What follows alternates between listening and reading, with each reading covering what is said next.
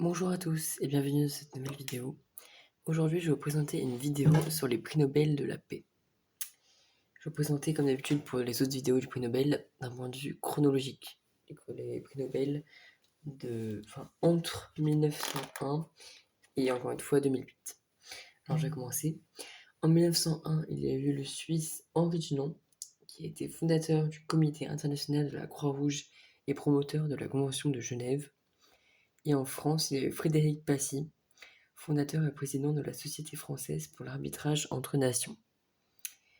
En 1902, il y a eu Élie Ducommun, qui est également un Suisse, et Charles-Albert Goba, qui est également un Suisse aussi, qui ont été secrétaires honoraires du Bureau international permanent de la paix à Berne. Donc Berne, c'est la capitale de la Suisse. Ça ne va pas confondre avec Genève, qui est une grande ville, mais qui n'est pas la capitale de la Suisse. En 1903, il y a eu Sir William Randall Cremer au Royaume-Uni, qui était secrétaire de la Ligue internationale d'arbitrage.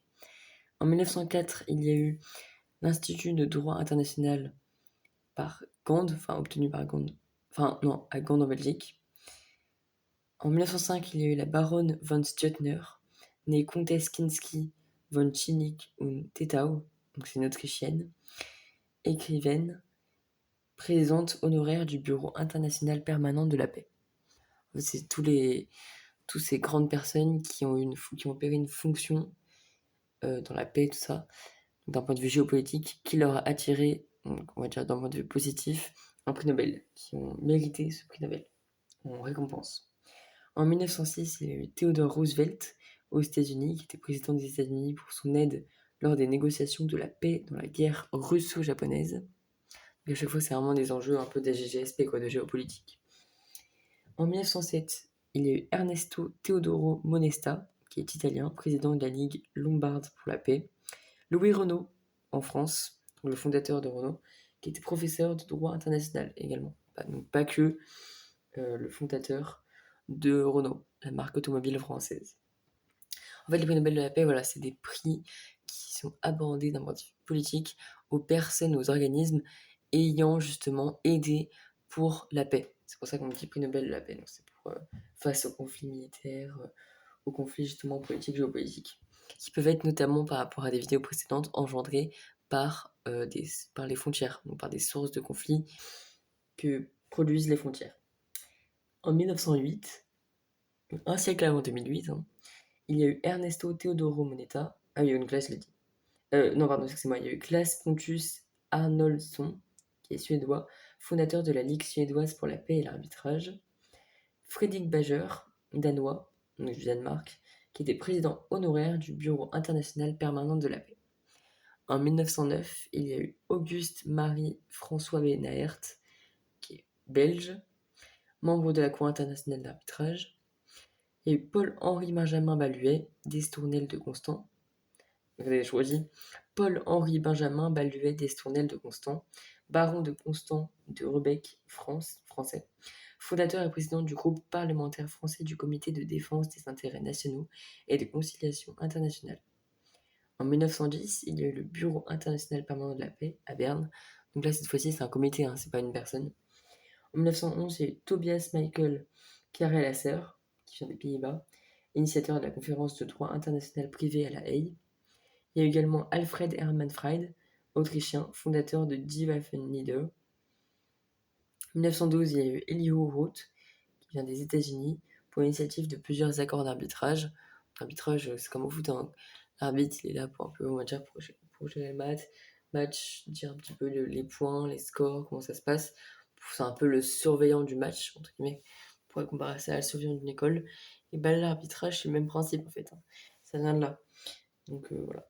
C'est le fait d'assister un petit peu à la paix, à la coopération positive, donc la paix entre plusieurs États. Ensuite, en 1913, il y a eu Henri Lafontaine, qui est belge, président du Bureau international permanent de la paix. Donc parfois, c'est plusieurs mêmes bureaux, plusieurs personnes, il y a plusieurs travailleurs d'un même bureau qui peuvent avoir obtenu un prix Nobel durant le XXe siècle. Ensuite, donc le début du XXIe siècle. Ensuite, entre 1914 et 1916, donc il n'y a pas eu de prix Nobel attribué pendant 2 ans, c'est 2 années consécutives, il n'y a pas eu de prix Nobel. Donc il y a eu le prix Nobel en 1913 et le suivant est en 1917. Donc c'est le Comité international de la Croix-Rouge, Genève, qui l'a obtenu.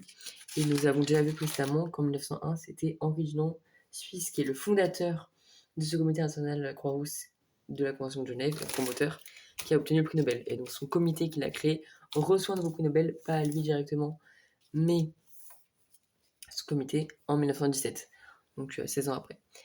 Et il a reçu son prix Nobel pour avoir fondé la Croix-Rouge, d'un point de vue international, notamment à Genève, mais aussi pour les actions qui sont réalisées, hein, évidemment.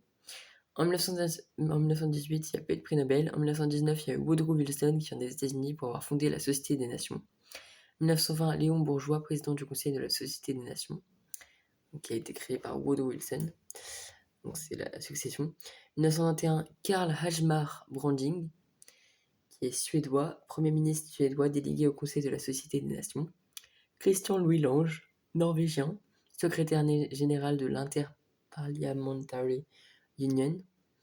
1922, Fridtjof Nansen, norvégien, délégué norvégien à la Société des Nations, à l'origine des passeports Nansen pour les réfugiés. 1923-1924, donc là pour les réfugiés c'est pour une histoire de paix, c'est comme avec la guerre en Ukraine quand on les accueille en France, c'est histoire de paix. C'est pour ça qu'ils ont des tarifs faibles, plusieurs offres, etc., des collectes de vêtements, de nourriture. Quand il y a eu justement la guerre d'Ukraine, enfin quand on était en plein dedans, là on y est encore dedans mais un petit peu moins. On va dire que c'est comme s'il y a une pause. 1925, 1923-24, pas de prix Nobel. 1925, Sir Austen Chamberlain du Royaume-Uni pour le traité de Locarno. Et Charles Gates Dawes pour les États-Unis, président de la commission de réparation alliée et créateur du plan Dawes. 1926, Aristide Briand, France assez connu, pour le traité de Locarno, qui se joint à Sir Austen Chamberlain du Royaume-Uni, mais également pour Aristide Briand, le pacte Briand-Kellogg. Et pas Kellogg's, les céréales, attention, petite anecdote. Ensuite, il y a eu Ludwig Kidd, allemand, délégué à de nombreuses conférences de paix. 1928, pareil de prix Nobel. 1929, Frank Billings Kellogg, États-Unis pour le pacte Briand-Kellogg, également comme Aristide Briand. Chaque fois, il y a des liens. 1930, archevêque Nathan, donc pas Nathan les livres, Söderblom, suédois, leader du mouvement œcuménique. 1931, Jane Addams, États-Unis, présidente de la Ligue internationale féminine pour la paix et la liberté. Et Nicholas Murray Butler, États-Unis, pour sa promotion du pacte Briand-Kellogg, qui se joint à Frank Billings Kellogg et Aristide Briand. 1932, pas de prix Nobel. 1933, Sir Norman Angell, Ralph Lane, Royaume-Uni, écrivain membre du comité exécutif de la Société des Nations et du Conseil de la paix. 1934, Arthur Anderson, Royaume-Uni, président de la conférence sur le désarmement de la Société des Nations. À chaque fois, on parle beaucoup de la Société des Nations. 1935, Karl von Ossietzky, allemand, journaliste pacifiste. C'est un journaliste qui est pacifiste. 1936, Carlos Saavedra Lamas, qui vient d'Argentine, président de la Société des Nations et médiateur dans le conflit entre le Paraguay et la Bolivie, et non pas l'Uruguay. 1937, Vicomte Cecil of Sherwood, Lord Algernon Robert Gascoigne Cecil, fondateur et président de l'International Peace Campaign. 1938, Office international Nansen pour les réfugiés Genève. Encore une fois, c'est pour Nansen. Ensuite, donc là on passe directement de 1939 à 1943, pas de prix Nobel. Donc c'était la période de la guerre, 39-43, quasiment vers 45. 1944, Comité international de la Croix-Rouge, attribué rétroactivement en 1945, juste avant 1945. 1945 justement, Cordell Hull, États-Unis pour sa participation à la création des Nations Unies. Donc parfois il y en a, ils ont fait des actions très vieilles et sont récompensés bien plus tard que d'autres qui ont pu faire des actions après. Ça dépend vraiment du type d'action, de l'évaluation des compétences par les prix Nobel justement. Ensuite, en 1946, il y a eu Emily Greenbalk, États-Unis, présidente honoraire de la Ligue féminine internationale pour la paix et la liberté. Ensuite, donc c'est tout comme Jane Addams. Ensuite, on a John Raleigh Mott, États-Unis, président du Conseil international missionnaire et de l'Association des jeunes hommes chrétiens. 1947, The Friends Service Council, Royaume-Uni, et The American Friends Service Committee, États-Unis, pour la Religion Society of Friends, plus connue sous le nom de GACRS. 1948, cette année-là, pas de prix Nobel. 49, 1949, Lord John Boyd Orr of Brechin, Royaume-Uni, qui était le directeur de la fondation, directeur de l'Organisation pour l'alimentation et l'agriculture, FAO, président du Conseil national pour la paix et de l'Union mondiale dans les organisations pour la paix, justement. 1950, Ralph Bunche pour sa médiation en Palestine 1948, qui a été réalisée en 1948.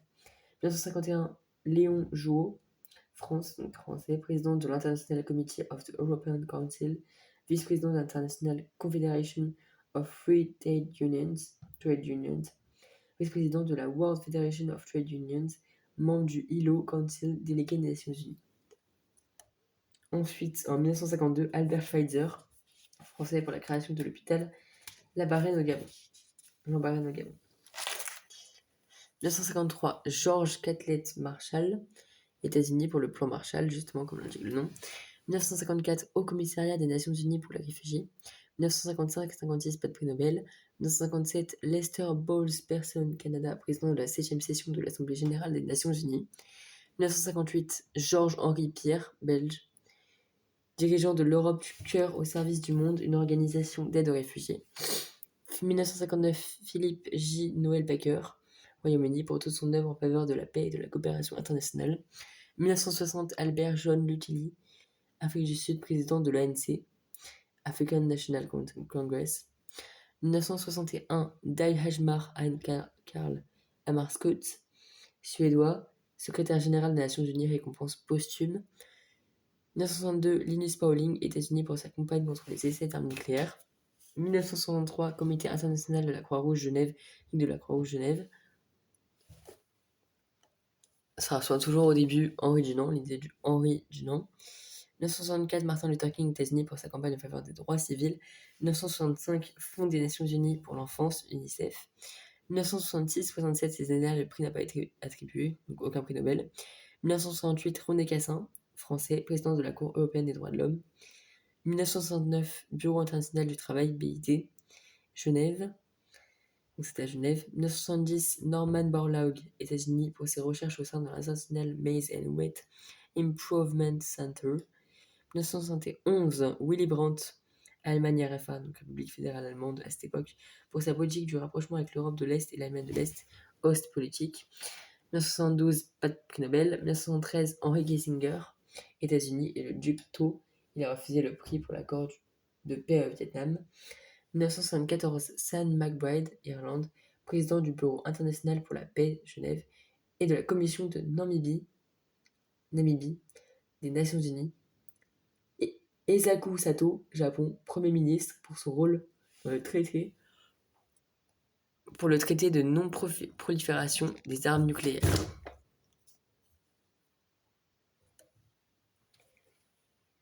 Ensuite, nous avons en 1975 Andrei Skanarov pour l'URSS pour sa campagne en faveur des droits de l'homme.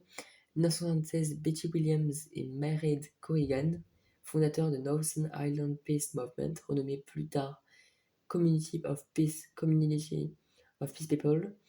1977, Amnesty International, Londres. 1978, Anwar el-Sadat, Égypte, et Menachem Begin, Israël, pour les négociations de paix entre l'Égypte et Israël, justement. 1979, assez connu comme personnage catholique, Mère Teresa, pour l'Inde indienne, pour son action au service des plus pauvres parmi les plus pauvres. 1980, Adolfo Pérez Esquivel, Argentine. Donc, c'est un Argentin qui vient d'Argentine, et donc c'est un leader du mouvement en faveur des droits de l'homme. Parfois, on reprend aussi l'idée des droits de l'homme. 1981, Bureau du Haut Commissariat des Nations Unies pour les réfugiés. 1982, Alva Myrdal, suédois, et Alfonso Garcia Robles, mexicain, délégué des Nations Unies à l'Assemblée générale sur le désarmement. 1983, Lech Walesa, Pologne, donc polonais, fondateur de Solidarnosc et défenseur des droits de l'homme, enfin les droits de l'homme. 1984, Monseigneur Desmond Tutu, Afrique du Sud, pour sa lutte contre l'apartheid, donc Tutu il est assez connu. 1985, International des médecins contre la guerre nucléaire à Boston. 1986, Elie Wiesel, États-Unis. 1987, Oscar Arias Sanchez, Costa Rica, pour être l'instigateur des négociations de paix en Amérique centrale. On arrive quasiment vers la fin, encore un petit peu. 1988, Force de maintien de la paix, Nations Unies, New York. 1989, Tanzan Kato, le 14e, excusez-moi, Dalai Lama. 1990, Mikhail Gorbatchev, URSS, Gorbatchev, pour sa participation dans l'arrêt de la guerre froide.